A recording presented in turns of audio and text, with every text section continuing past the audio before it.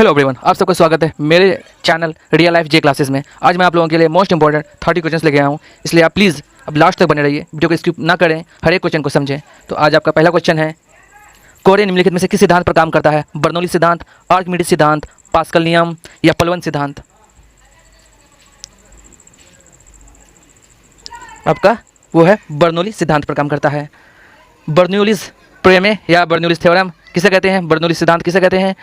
जब कोई आदर्श द्रव किसी नली में रेखीय प्रवाह में बहता है तो उसके मार्ग के प्रत्येक बिंदु पर उसके एकांक आयतन का कुल ऊर्जा, कौन कौन सी ऊर्जा?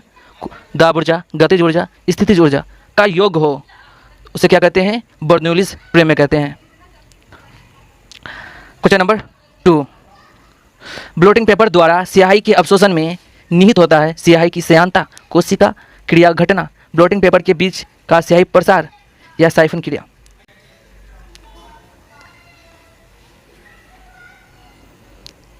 कोशिका क्रिया घटना। ब्लोटिंग पेपर द्वारा स्याही का अवशोषण किसके द्वारा होता है? तो वह होता है कोशिका क्रिया घटना के द्वारा होता है। ब्लोटिंग पेपर स्याही को स्वर्ग सेक लेता है क्योंकि इनमें बने छोटे छोटे छिद्र कोशिका नली की तरह कार्य करती है। पेड़ पौधे की जो शाखाएं होती है, तना होती है, पत्तियां होती है, उनमें जो जल पहुंचती है वो इसी क्रिया के द्वारा पहुंचती है। क्वेश्चन नंबर 3, व्यापारिक वैसलीन किससे निकाला जाता है? पादप गोंद, कोलतार, उर्द मोम, पेट्रोलियम?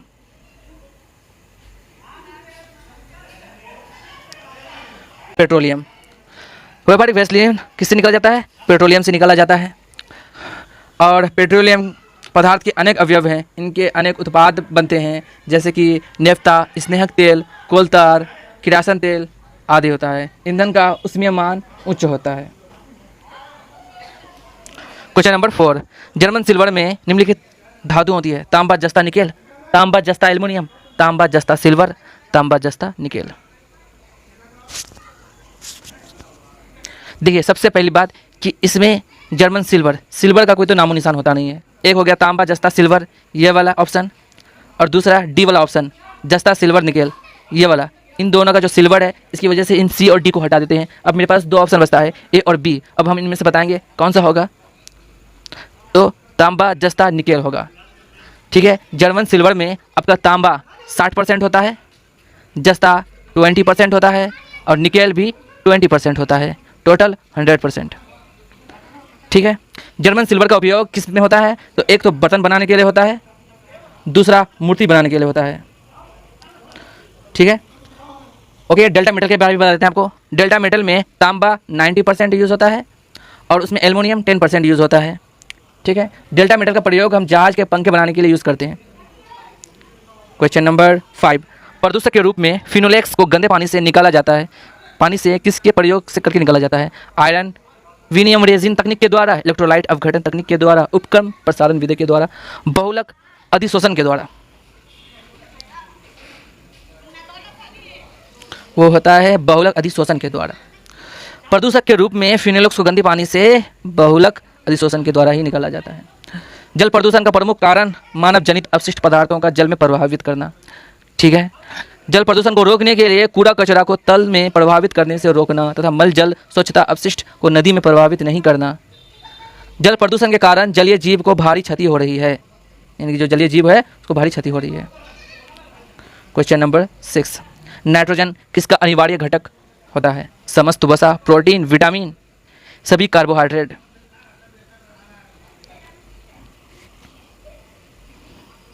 प्रोटीन के द्वारा। नाइट्रोजन प्रोटीन का अनिवार्य घटक होता है। आयतन की दृष्टि से वायुमंडल में 78% नाइट्रोजन पाया जाता है। वायुमंडल सहित पृथ्वी पर नाइट्रोजन का भार अनुसार 0.01% पाया जाता है, परसेंट के अकॉर्डिंग। नाइट्रोजन के यौगिक में अमोनिया एक प्रमुख यौगिक है। इसका निर्माण हैबर विधि के द्वारा किया जाता है। नाइट्रोजन का उपयोग वहाँ भी करते हैं, कहाँ? जहाँ किसी निष्क्रिय गैस की आवश्यकता होती है, जैसे लोहा और इस्पात में तनु कारक के रूप में जो होती है। प्रोटीन शब्द का सबसे पहले प्रयोग जे बर्जेलियस ने किया था। कौन? जे बर्जेलियस ने किया था। मानव शरीर का लगभग 15% भाग प्रोटीन से ही निर्मित होता है। मानव शरीर का लगभग 15% भाग प्रोटीन से ही निर्मित होता है। सभी प्रोटीन में नाइट्रोजन पाया जाता है। क्वेश्चन नंबर 7, उस स्थिति में एक जैसा जोड़ा पैदा होता है जब तुरंत 2 अंडे दिए जाते हैं, एक निषेचित अंडे के 2 टुकड़े हो जाते हैं, 2 अंडे का निषेचन अलग अलग किया जाता है, या डी छोड़े गए 2 स्पर्म एक अंडे का निषेचन करते हैं? क्वेश्चन ऑप्शन बी, एक निषेचित अंडे के 2 टुकड़े हो जाते हैं। फार्मर एवं मूडे ने 1905 में अर्धसूत्री विभाजन को मियोसिस नाम दिया। क्या नाम दिया? मियोसिस नाम दिया। अर्धसूत्री विभाजन सर्वप्रथम की खोज किसने की? बीजमैन ने की। बीजमैन। क्वेश्चन नंबर 8, सेक लाइकेन क्या है? परजीवी, रसायन, स्वपोषी, अपघटक, सहजीवी? सहजीवी। ओके, सहजीवी में 2 जीवों का परस्पर लाभकारी संबंध होता है। कवक और शैवाल मिलकर के लाइकेन बनते हैं। परजीविता किसे कहते हैं? इनमें एक जीव दूसरे जीव पर आश्रित होते हैं। परभक्षण भी समझ लीजिए, परभक्षण किसे कहते हैं? इसमें क्या होता है? एक जीव दूसरे जीव का पूरी तरह से भक्षण कर लेना, जैसे जुफेगस, गिद्ध भी परभक्षण के तरह परभक्षण ही है। क्वेश्चन नंबर 9, पुस्तक द एडवेंचर्स ऑफ फ्लोरेंस किसने लिखी है? Amit Chaudhary, Zoya Hasan, Salman Rushdie, Vilas Sarang?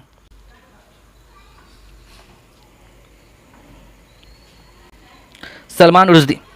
Salman Rushdie the adventures of Florence ने लिखा है। तारिक अली ने can Pakistan survive Tariq Ali. Gita Mehta a river सुगा पुस्तक लिखी है। वेद मेहता ने the stolen light. C Subramaniam ने टर्निंग पॉइंट। मैक्सिमम गोडकी ने मदर। शरत चंद्र चट्टोपाध्याय ने देवदास चरित्रहीन उपन्यास लिखी है। कितने पाकिस्तान कमलेश्वर सिंह पुस्तक ने लिखी है। मैं आपको इतना सारा इसलिए बता दे रहा हूँ कि मैं ये नहीं चाहता कि आप हमको 20 मिनट टाइम दे रहे हैं तो आप सिर्फ 30 ही क्वेश्चन जाने। मैं चाहता हूँ ये 30 क्वेश्चन तो होता ही है, उसके अलावा आप कम से कम 100-150 क्वेश्चन का आंसर और जान लें। ठीक है, चलिए क्वेश्चन नंबर 10 में चलते हैं। निम्नलिखित में से कौन सी अकड़ीय गैस आवर्त 5 में रखा गया है? Rn, Ne, Ar, Xe। ठीक है, आपको मैं Rn, Ne, Ar, Xe क्या होता है इसे बता देता हूँ पहले ही। इसे रेडॉन कहते हैं, इसे नियॉन कहते हैं, इसे आर्गन कहते हैं और इसे जेनन कहते हैं। ठीक है,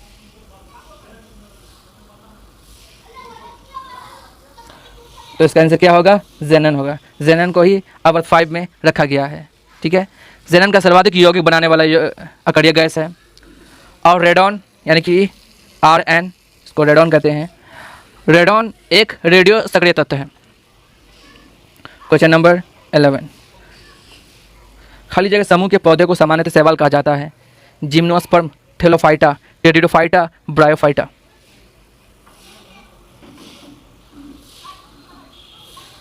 थेलोफाइटा। थेलोफाइटा समूह के पौधे को शैवाल कहा जाता है। ठीक है, इस समूह के पौधे का शरीर सुकाय होता है, अर्थात पौधे जड़, तना, पत्ती आदि में विभक्त नहीं होता है। इनमें संवहन उत्तक नहीं होता है। शैवालों के अध्ययन को हम फाइकोलॉजी कहते हैं।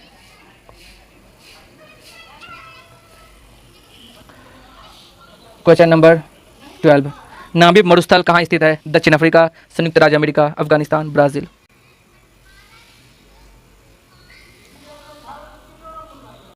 दक्षिण अफ्रीका।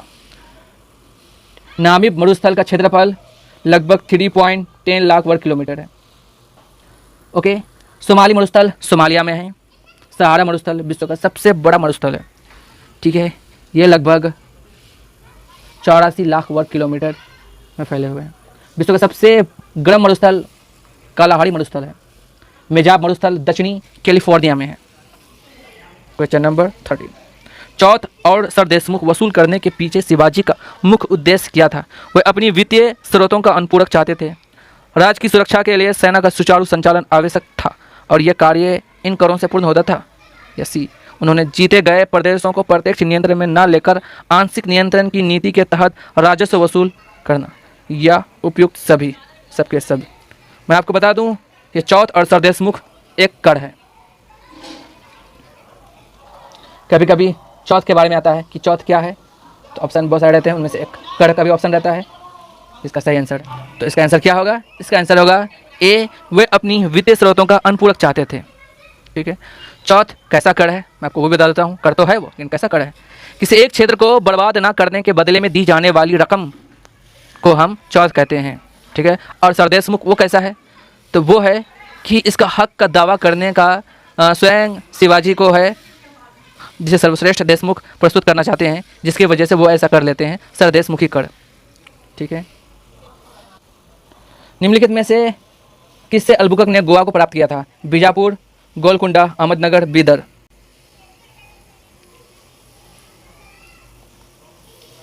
बीजापुर। गोवा भारत में पुर्तगालियों का कुछ मुख्य केंद्र बना था। अल्फांसो डी अल्बुकर्क ने भारत में पुर्तगाली राज्यों के महानतम गवर्नर थे। भारत आने वाला प्रथम यूरोपियन व्यापारिक कंपनी कौन था? पुर्तगाली था। कब आया था? 1502 में आया था। बीजापुर से अल्बुकर्क ने गोवा को प्राप्त किया था। ठीक है। बीजापुर से अल्बुकर्क ने 1510 ईस्वी में यूसुफ आदिल शाह को पराजित कर गोवा को जीता था।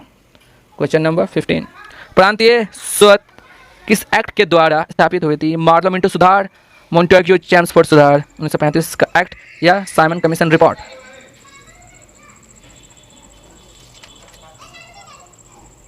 1935 का एक्ट।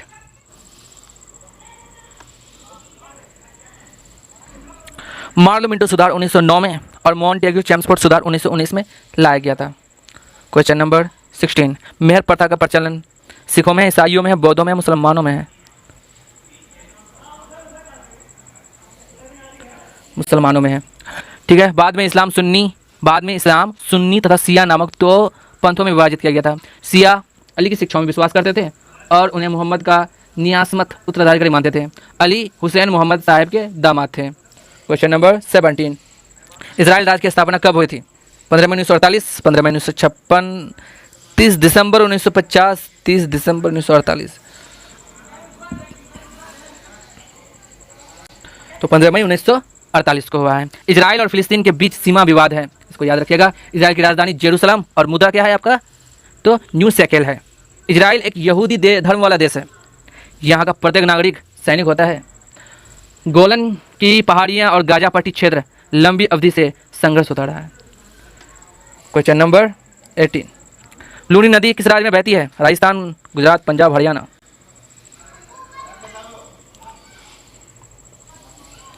तो कहाँ बहती है? राजस्थान में बहती है। राजस्थान में 1070 किलोमीटर अंतर्राष्ट्रीय सीमा किसके साथ जुड़ा हुआ है? पाकिस्तान के साथ जुड़ा हुआ है। राजस्थान में 2/3 रोजगार कृषि क्षेत्र से प्राप्त होता है। क्वेश्चन नंबर 19, वर्षा ऋतु में वायुमंडल में सर्वाधिक आर्द्रता विद्यमान रहती है? मध्याह्न के समय, सायंकाल, मध्यरात्रि के समय या प्रातःकाल में? मध्याह्न के समय में। पृथ्वी के ताप को बनाए रखने के लिए CO2 एवं जलवाष्प उत्तरदायी है। वायुमंडलीय दाब को हम क्या कहते हैं? बैरोमीटर कहते हैं। और वायुमंडलीय दाब की इकाई बार होती है। एक बार बराबर कितना होता है? तो एक बार बराबर होता है 10⁵ newton metre square. Question number 20, Prithviraj Vijay के रचयिता कौन है? पंडित जीवाधर, केशवदास, राजशेखर, जैनक?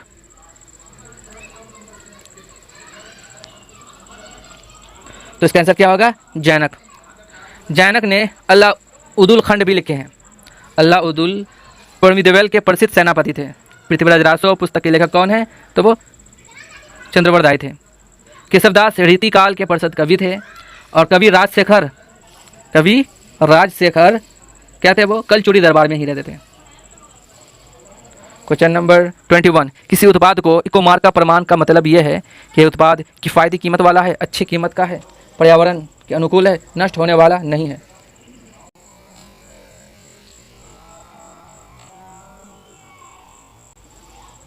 पर्यावरण के अनुकूल है। हॉलमार्क का संबंध आभूषण की गुणवत्ता से होता है। ट्रेडमार्क का खाद्यान्न पदार्थ के संबंध से होता है। क्वेश्चन नंबर 22, भारत में हिंदू वृद्धि दर किस विषय से संबंधित है? राष्ट्रीय आय, साक्षरता, जनसंख्या, प्रति व्यक्ति आय?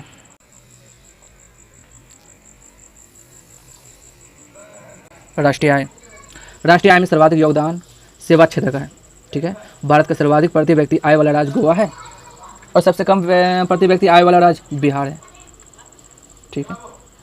राजकृष्णा ने हिंदू विकास दर की अवधारणा दिया था। हिंदू दर की अवधारणा किसने दिया था? तो राजकृष्णा ने दिया था। क्वेश्चन नंबर 23, विश्व में सर्वाधिक जागृत ज्वालामुखी किस के आसपास स्थित है? हिंद महासागर, आर्कटिक महासागर, अटलांटिक महासागर, प्रशांत महासागर? प्रशांत महासागर। ओके। ज्वालामुखी उद्गार के आधार पर 3 प्रकार का होता है ज्वालामुखी। कौन? एक सक्रिय ज्वालामुखी होती है, दूसरा होता है प्रस्फुटित ज्वालामुखी, तीसरा मृत या शांत ज्वालामुखी। विश्व में सर्वाधिक सक्रिय ज्वालामुखी अमेरिका एशिया महाद्वीप के तटों में स्थित है। ऑस्ट्रेलिया महाद्वीप में एक भी ज्वालामुखी नहीं है, याद रखिएगा, ऑस्ट्रेलिया महाद्वीप में एक भी ज्वालामुखी नहीं है। विश्व का सबसे ऊंचा ज्वालामुखी पर्वत कौन सा है?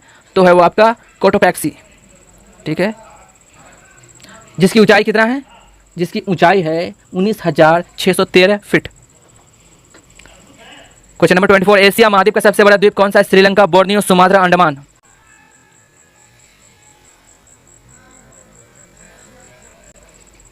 बोर्नियो। एशिया महाद्वीप का सबसे बड़ा द्वीप कौन सा है? तो आपका बोर्नियो है, ठीक है। एशिया संसार का सबसे बड़ा महाद्वीप विश्व का 30% है, ठीक है। एशिया महाद्वीप सर्वाधिक जनसंख्या वाला महाद्वीप है। यहाँ विश्व की लगभग 60% जनसंख्या निवास करती है। कौन से महाद्वीप में? एशिया महाद्वीप में। एशिया में क्षेत्रफल की दृष्टि से सबसे बड़ा देश चीन तथा सबसे छोटा देश मालदीव। एशिया में सर्वाधिक जल विद्युत का विकास जापान में हुआ है। एशिया का सबसे गर्म नगर जोकोबाबाद। कहाँ है वो जोकोबाबाद? पाकिस्तान में। कितना डिग्री सेल्सियस पड़ती है? 59 डिग्री। ओके। क्वेश्चन नंबर 25, राष्ट्रीय राजमार्ग 1A का समाप्ति स्थल यानी कहाँ जाके वो समाप्त होते हैं? पठानकोट, लेह, जम्मू या श्रीनगर? लेह में जाकर के। राष्ट्रीय राजमार्ग 1A का समाप्ति स्थल क्या है? तो वो है आपका लेह, ठीक है।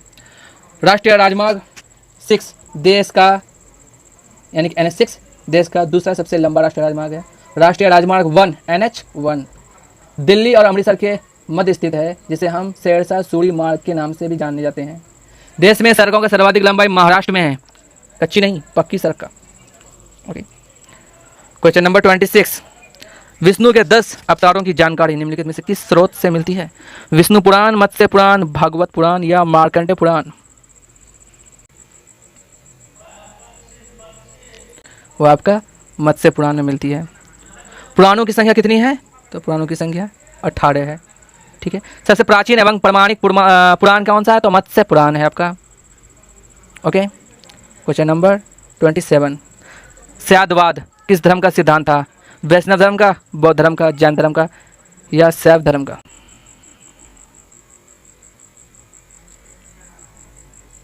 जैन धर्म का। जैन धर्म का संस्थापक और प्रथम तीर्थकार कौन थे?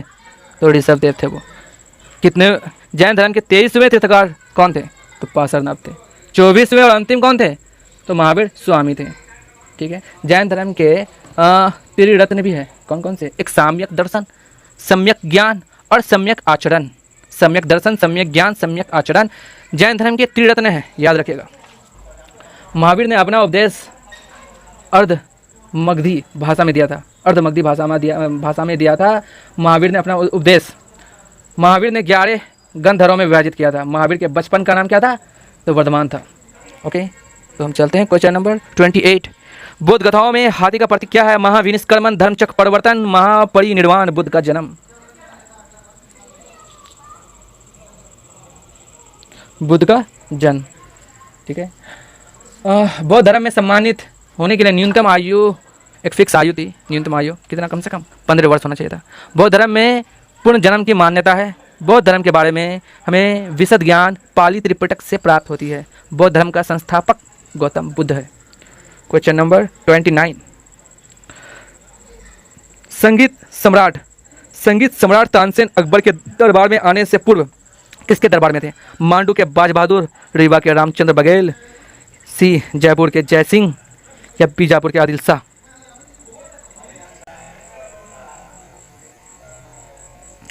रीवा के रामचंद्र बघेल संगीत सम्राट तानसेन अकबर के दरबार में आने से पूर्व रीवा के रामचंद्र बघेल के दरबार में रहते थे, ठीक है।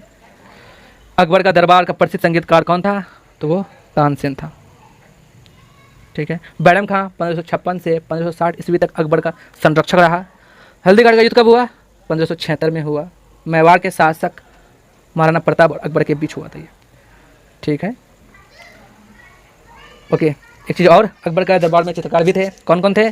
तो अब्दुल समद, दसवंत और बसावन। क्वेश्चन नंबर 20 नहीं बल्कि 30, याद रखिएगा। ब्रिटिश संसद का वह कौन सा पहला अधिनियम था जिसके द्वारा मुसलमानों को अलग प्रतिनिधित्व देकर फूट डालो और राज करो की नीति अपनाई? 1909 का इंडियन काउंसिल एक्ट, 1935 का भारत शासन अधिनियम, 1919 का भारत सरकार एक्ट, या इनमें से कोई भी नहीं?